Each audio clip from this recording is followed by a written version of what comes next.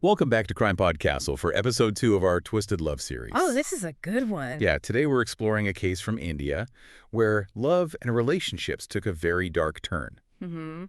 It all revolves around this concept of honor killing and, It's a tough one, yeah. It's tough to even think about sometimes. It's so far outside our normal realm of understanding, you know? Totally. It's shocking. So we're diving into the 2016 honor killing of Shankar, Right. a Dalit engineering student, and the impact it had on his wife, Kausalya, who was from an upper caste family in Tamil Nadu. So it's not just about the crime itself, but, it brings all these social issues. Like, how could this happen in the first place? Yeah. What were the pressures that led to this tragedy? Yeah, and Kausalya's story in particular, just, wow, it's amazing. Amazing and tragic. Yeah. It's amazing how she survived and what she did afterward. So before we get too far, can you just give everyone a little background on Shankar and Kausalya? Like, what were they like? What brought them together? Yeah. So picture this. Shankar was 22 years old, a Dalit, which is crucial to understand, Right. because Dalits face huge discrimination in India, and he fell in love with Kausalya, Okay. who is this bright, really independent 19-year-old from an upper caste family. Wow. Talk about societal barriers. Oh, massive. Yeah. But their love, it transcended all that. He was known for his kindness, his ambition, and she was headstrong, defied her family to be with him. That's true love. It is. And in 2015, they eloped, made this huge statement against all the societal pressure they were facing. What a powerful act of defiance. Yeah. But sadly, their story takes a really dark turn. A very, very dark turn. Yeah. Can you take us back to March 13th, 2016? What happened? Sure. It was a Sunday, an ordinary day. Shankar and Kausalya were shopping in Udumaltet, Tamil Nadu. Just imagine a crowded marketplace, vendors, people going about their day. Yeah, sounds pretty chaotic. It was. And in broad daylight, this group of men, they just ambushed the couple, armed with sickles. Sickles. Yeah, just horrific. And they attacked him right there in the open. Right there. Witnesses said it was brutal, swift, and Shankar, well, he didn't stand a chance. Kausalya, she tried to shield him. She was badly injured, but somehow she survived. Oh, my God. That's terrifying. Can't even imagine the trauma of witnessing that. Yeah. So what happened next? How did the investigation unfold? So there was national outrage, understandably. Oh, yeah. The police launched this massive investigation, and what they uncovered was shocking. What did they find? It turned out that Kausalya's family, they had orchestrated the whole thing. Her own family? Yeah. Oh, my God. Why? They were vehemently opposed to the marriage. They saw it as a dishonor to their family. So this was an honor killing. Exactly. Just the idea that taking a life can somehow restore a family's honor. It's just incomprehensible. It's a twisted logic. But that's the reality of honor killings. And it's not unique to India, unfortunately. It's a global problem. Yeah. So how did the police build their case? How did they connect Kausalya's family to this horrific crime? Well, witness accounts played a key role. People had seen Kausalya's family threaten the couple before. And there was CCTV footage of the attack itself, which helped identify the assailants. 6 men were arrested, including, the ones who carried out the attack, and members of Kausalya's family. So they had pretty strong evidence. Oh, yeah. And the case went to trial, becoming this landmark case in India's fight against honor killings. That makes sense. It must have been a huge media sensation. It was. Everyone was watching. And imagine Kausalya, she had to testify against her own family. Oh, God. I mean, think about the strength it took to do that. Incredible. To relive that trauma, to know that her testimony could send her own father to prison. So what happened at the trial? What was the outcome? The trial wrapped up in December 2017. Okay. And the verdict, it sent shockwaves through India. I bet. Kausalya's father, along with 5 others, was sentenced to death. Wow. It was a huge victory, a rare outcome in a country where honor killings often go unpunished. That's powerful. It's a clear message that the justice system is starting to take these crimes seriously. Yeah, it was a turning point. But the story doesn't end there. There are appeals, legal battles still ongoing, and of course the larger societal context that we need to talk about. Right. This case exposes a much bigger problem. Absolutely. A deep-rooted cultural acceptance of violence in the name of honor. Yeah.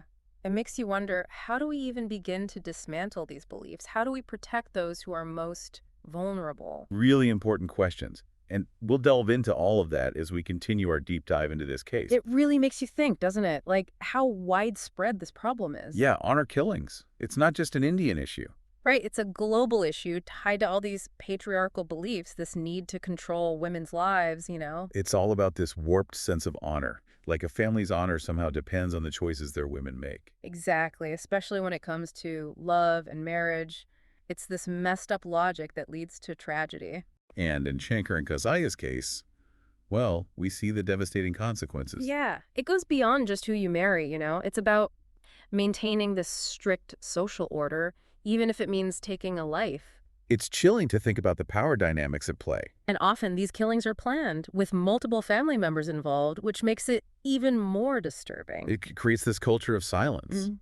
Speaking out against the family, that can be dangerous. Oh, absolutely. The threat of violence, the pressure to conform, it silences anyone who might disagree. So how do we break this cycle? How do we dismantle these deep-seated beliefs? It's not easy, that's for sure.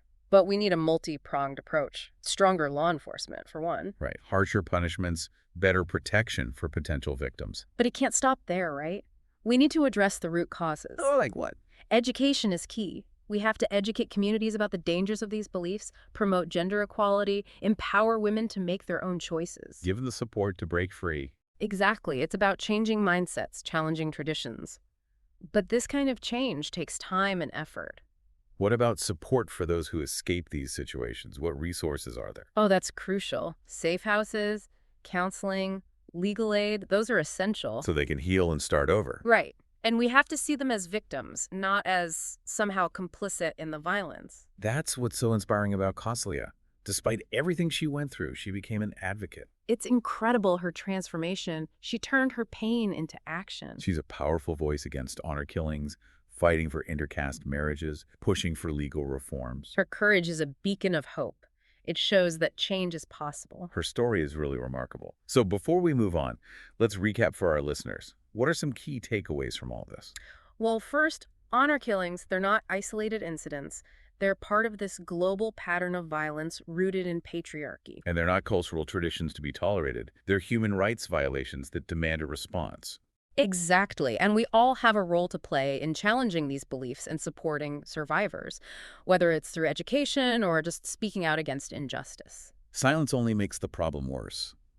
We need to break the silence and amplify the voices of survivors. Well said.